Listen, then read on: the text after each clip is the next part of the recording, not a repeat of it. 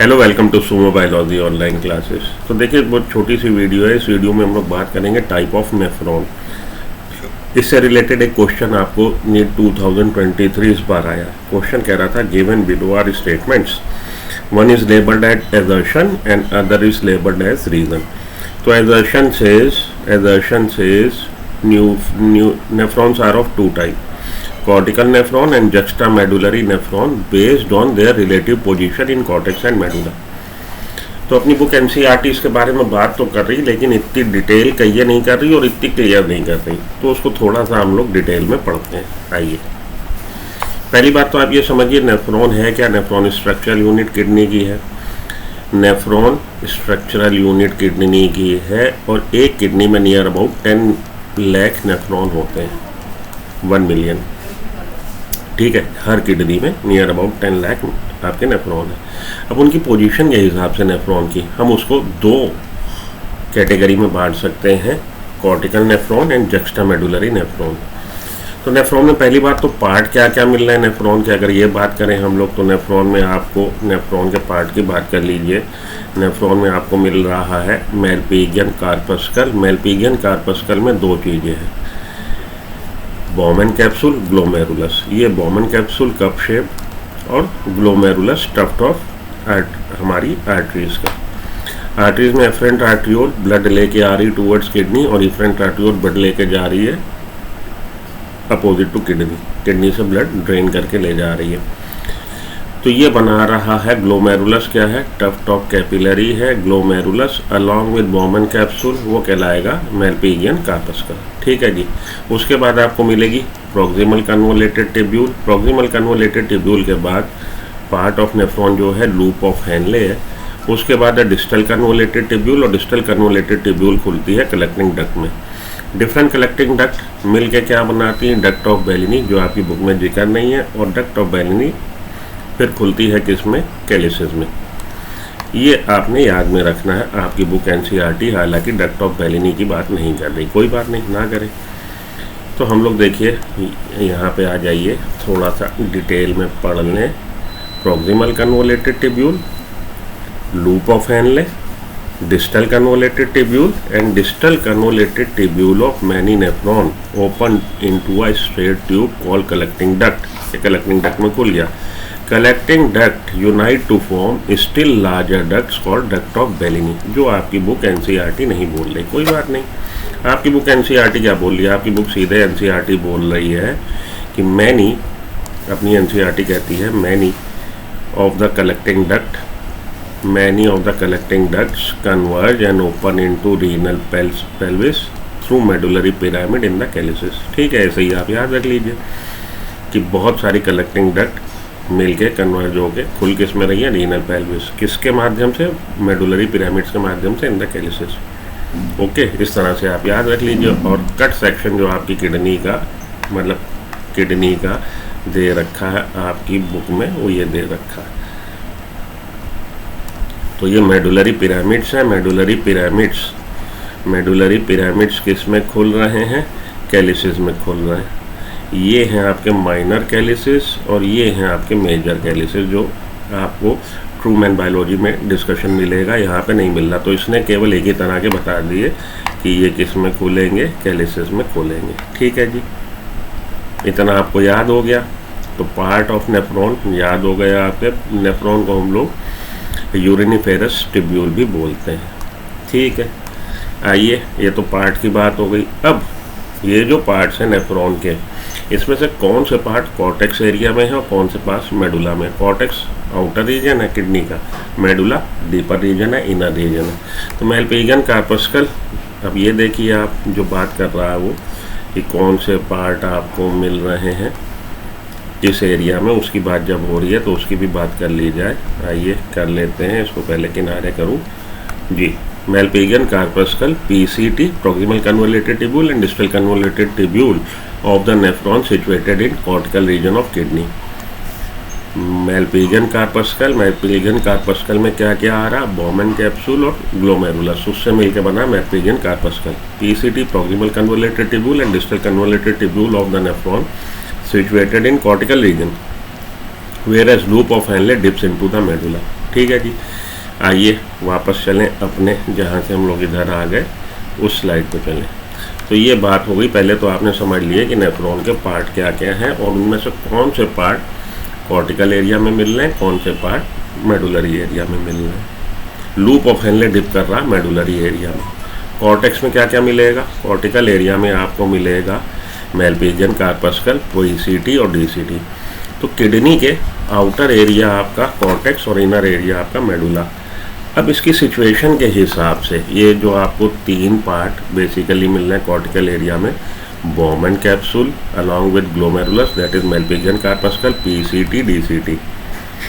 उसकी सिचुएशन के हिसाब से दो तरह के नेफ्रॉन हैं आपके, कॉर्टिकल नेफ्रॉन और जक्स्टा मेडुलरी नेफ्रॉन। जक्स्टा का मतलब होता है नियर बाय, क्लोज, पास।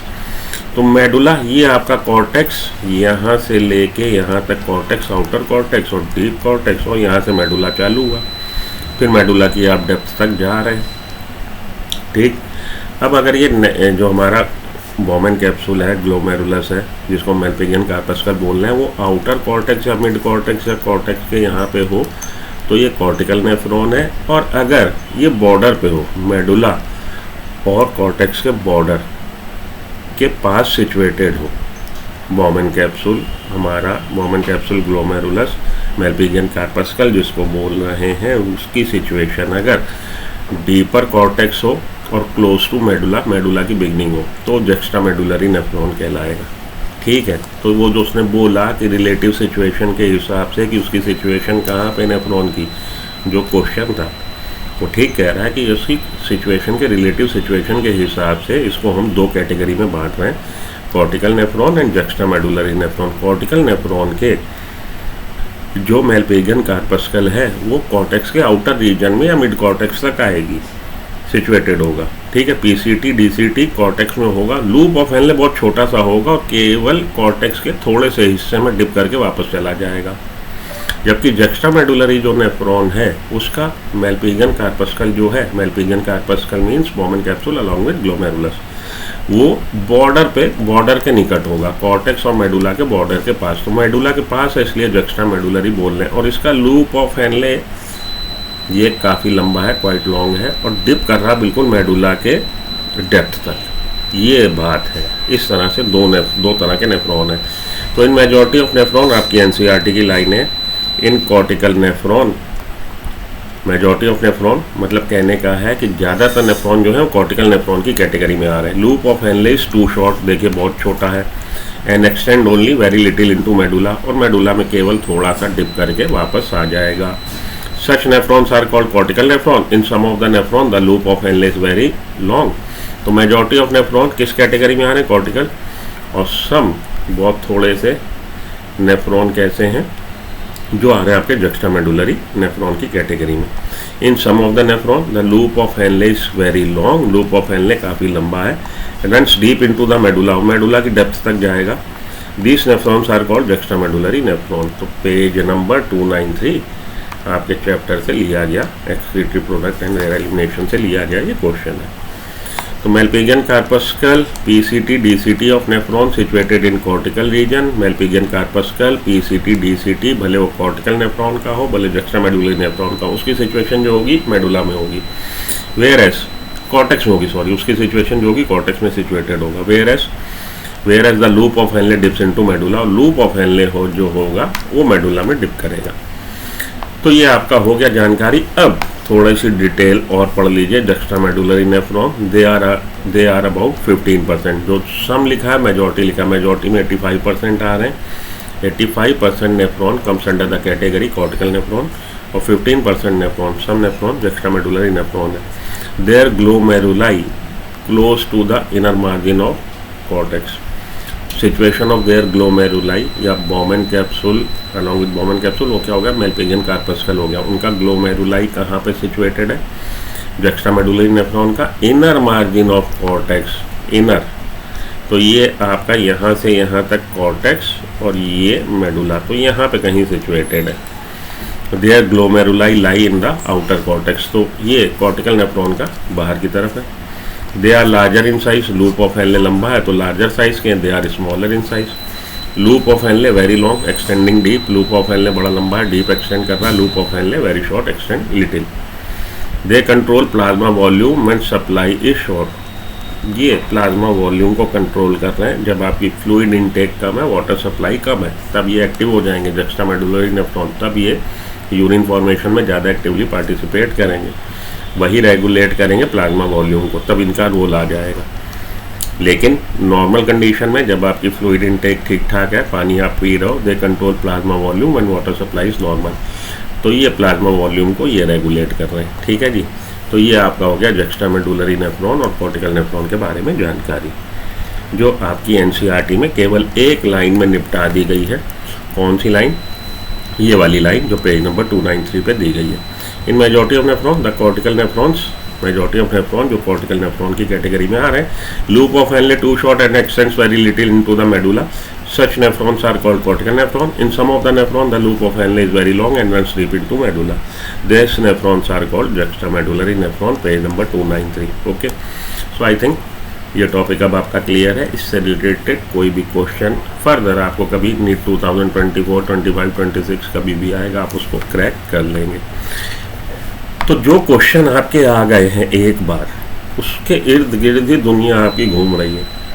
ज़्यादातर केस में यही होता है। पिछले 5 साल के आप नीट के पेपर अगर डेप्थ में लगा के जाओगे, ऊपर ऊपर नहीं खाली उसको पढ़ लिया, अच्छी तरह से एनालिसिस कर लीजिए, आप नीट अच्छी तरह से क्रैक कर लेंगे। बायो सेक्शन, मैं बायो का एजुकेटर हूँ, बायो की बात करूँगा। तो मिलता हूँ ब्रेक के बाद किसी और टॉपिक के साथ, किसी और लेक्चर के साथ। तब तक good luck, goodbye, have a nice day, thank you.